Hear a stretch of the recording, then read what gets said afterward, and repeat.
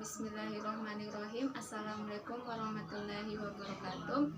Perkenalkan, nama saya Ulfia Annamira dari jurusan Pendidikan Fisika Universitas Islam Negeri Alauddin Makassar. Di video kali ini saya akan menjelaskan tentang dua poin utama. Nah, poin yang pertama yaitu tentang sumber energi masa depan, dan poin yang kedua yaitu tentang interaksi sinar radioaktif dengan materi. Nah, baiklah, sekarang kita bahas dulu poin yang pertama yaitu tentang sumber energi masa depan. Dalam pembahasan kita, sumber energi masa depan terdapat 7 jenis yang terbarukan, yang mungkin salah satunya pernah Anda jumpai di kehidupan Anda. Nah, tetapi sebelum kita membahas tentang sumber energi masa depan, kita harus mengetahui terlebih dahulu apa itu energi.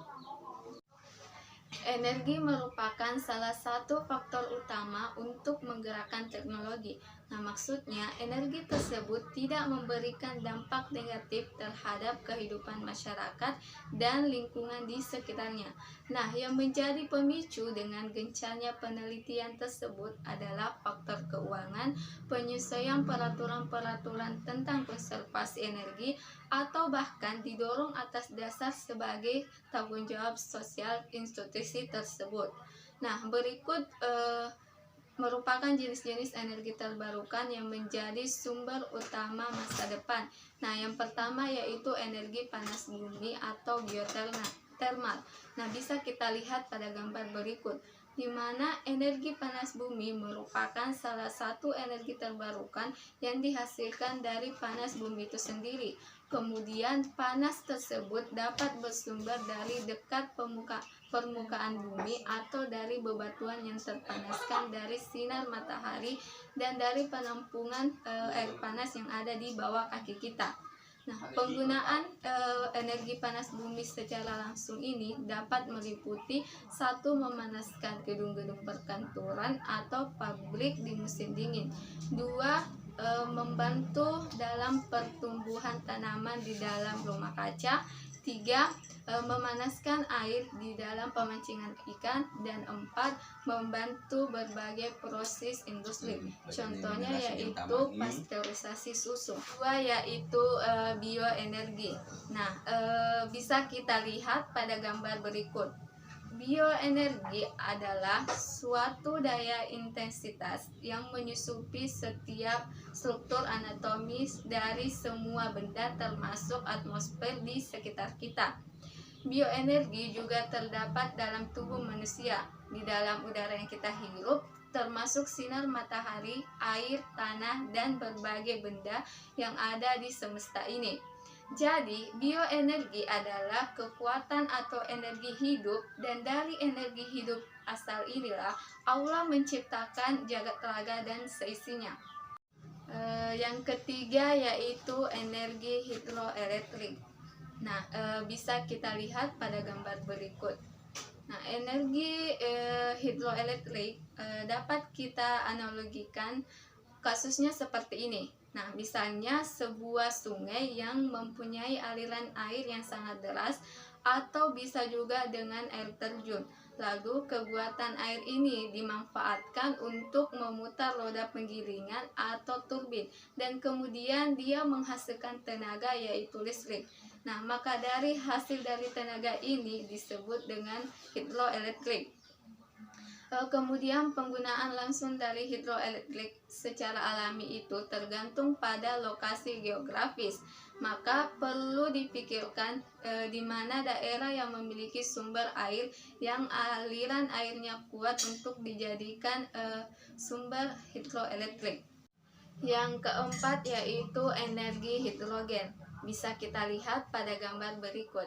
Nah, hidrogen memiliki beberapa keunggulan, antara lain bahan bakar hidrogen bersifat seperti bahan bakar fosil yang kita kenal selama ini. Bedanya, tidak seperti bahan bakar fosil, pembakaran hidrogen tidak menyebabkan polusi karbon. Nah, hidrogen juga dapat diproduksi pada kondisi tertentu oleh beberapa alga dan bakteri yang memanfaatkan sinar matahari sebagai sumber energi. Nah, dibanding dengan bahan bakar fosil yang umum kita gunakan, yaitu bensin dan solar, pemakaian hidrogen sebagai bahan bakar jauh lebih efektif dalam pembakaran. Contohnya yaitu penggunaan hidrogen adalah pada kendaraan bermotor bertenaga listrik dengan sel bahan bakar hidrogen. Yang kelima yaitu energi laut atau ocean energi. Bisa kita lihat pada gambar berikut. Energi laut merupakan energi yang dihasilkan dari samudera dan laut, dan tentunya saja merupakan sumber energi hijau terbarukan karena metode dan teknologi yang digunakan untuk menangkap tenaga gelombang dan pasang surut tidak menghasilkan emisi CO2. Nah, kita akan melihat beberapa fakta mengenai energi laut sehingga kita bisa memahami dengan angka dan fakta dari manfaat energi terbarukan ini. Saat ini ada 4 jenis atau subkategori dari energi laut. Nah, yang pertama yaitu energi gelombang laut. Dia berasal dari energi kinetik angin yang menyebabkan terjadinya gelombang lautan. Yang kedua yaitu energi pasang surut, berasal dari pasang surut yang disebabkan oleh gaya gravitasi dan matahari dan bulan. Nah, yang ketiga yaitu energi gradien salinitas. Energi yang diambil dari perbedaan salinitas antara air asin laut dan air tawar dari sungai. Dan yang keempat yaitu energi konvensi energi termal lautan, berasal dari perbedaan suhu antara permukaan dan dasar lautan. Energi laut adalah sumber energi terbarukan yang statusnya masih baik bila dibandingkan dengan sumber energi terbarukan yang lainnya. Nah, kemudian yang keenam yaitu energi matahari atau solar cell. Nah, bisa kita lihat pada gambar berikut, di mana solar cell merupakan pembangkit listrik yang mampu mengkonversi sinar matahari menjadi arus listrik. Nah, energi matahari ini sesungguhnya merupakan sumber energi yang paling menjanjikan karena mengingat sifatnya yang berkelanjutan atau sustainable serta jumlahnya yang sangat besar. Nah, matahari merupakan sumber energi yang diharapkan dalam mengatasi permasalahan kebutuhan energi masa depan setelah berbagai sumber energi konvensional berkurang jumlahnya serta tidak ramah terhadap lingkungan. Kemudian yang terakhir yaitu energi angin atau wind energy. Bisa kita lihat pada gambar berikut. Pemanfaatan dari energi angin muncul karena energi angin ini tersedia secara alami di alam tanpa ada batas habisnya. Karena itulah energi angin ini pasti memiliki manfaat seperti energi alam lainnya, seperti energi panas bumi, batu bara, fosil, dan bahkan energi nuklir. Dengan memanfaatkan energi dari alam ini, tentunya penggunaannya tidak akan merusak alam karena terjadi pergerakan angin secara alamiah. Nah, itulah tadi pembahasan kita tentang sumber energi masa depan. Kemudian kita akan membahas poin yang kedua, yaitu interaksi sinar radioaktif dengan materi. Kemudian dalam pembahasan ini ada poin-poin tertentu yang akan kita bahas, yaitu yang pertama interaksi partikel bermuatan dengan materi.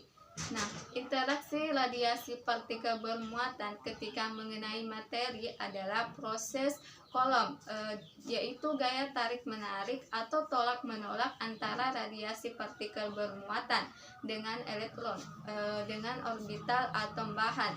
Nah, radiasi ini merupakan pancaran energi dalam bentuk partikel yang bermuatan listrik.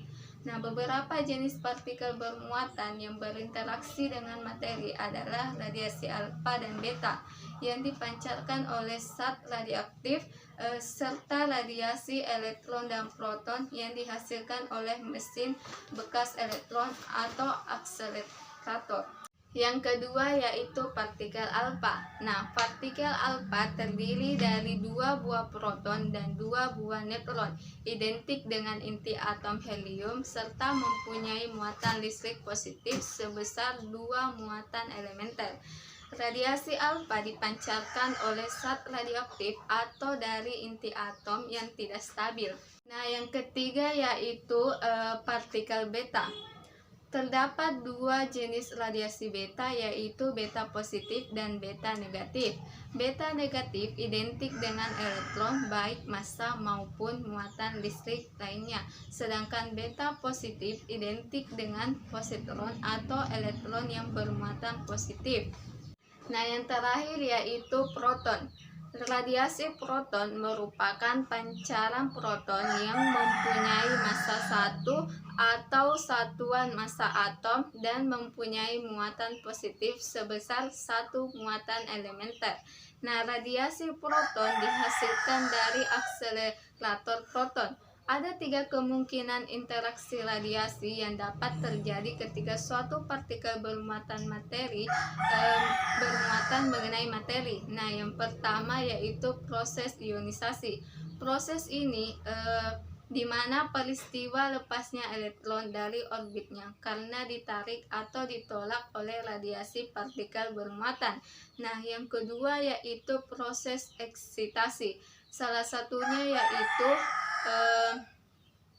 elektron yang dapat berpindah dari satu tingkat energi ke tingkat energi yang lainnya. Nah, berpindahnya elektron ini karena dia mendapatkan tambahan energi dari luar. Nah, salah satunya yaitu dapat berasal dari radiasi alfa dan radiasi beta. Proses yang ketiga yaitu proses berkelahung. Nah, proses ini lebih dominan terjadi pada radiasi beta dan elektron karena massa dan muatan partikel relatif lebih kecil sehingga kurang diserap dari materi dan daya tembusnya lebih tinggi dibandingkan dengan partikel alfa. Nah, itulah tadi 2 poin utama yang telah saya bahas. Kurang dan lebihnya mohon dimaafkan apabila ada salah kata dari saya, mohon dimaafkan. Wabillahi taufiq wa hidayah. Assalamualaikum warahmatullahi wabarakatuh.